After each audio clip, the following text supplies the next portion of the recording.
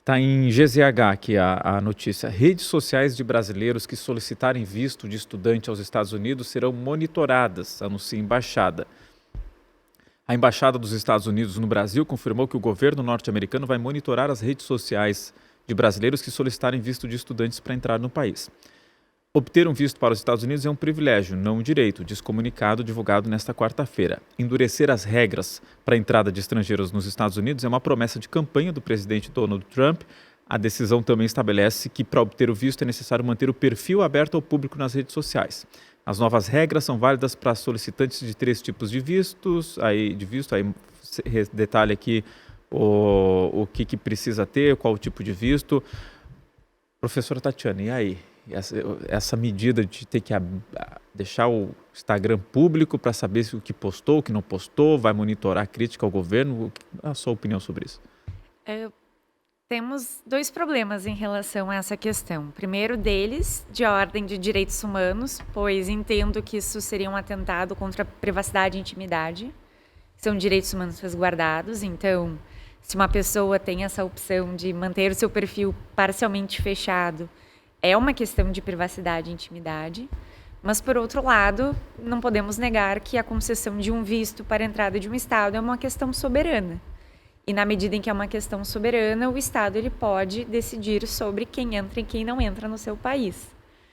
A gente não vai dizer que a Declaração Universal dos Direitos Humanos, por exemplo, prevê o direito de livre circulação, mas todos têm o direito de sair do seu Estado e a ele voltar. Claro que o sair significa entrar em algum outro país, mas esse país ele pode decidir sobre quem entra, quem não entra, nos limites da própria soberania. Então, na medida em que esse visto é uma questão soberana, os Estados Unidos poderia fazer essa restrição. Apesar disso, eu entendo que viola, sim, o direito à intimidade e privacidade, né, que são resguardados por tratados internacionais. E aí, professor César? Como já é bem assentado pela doutrina, né, o visto ele é uma expectativa de direito. Ele não é um direito, né, como bem lembrou a Tatiana. Então, não é porque você tem o visto, né, seja ele B1, B2, né, os mais comuns, né, turismo, negócio, você vai entrar nos Estados Unidos, né? E aquelas entrevistas que são realizadas nos consulados americanos, sempre existe ali um background check, né?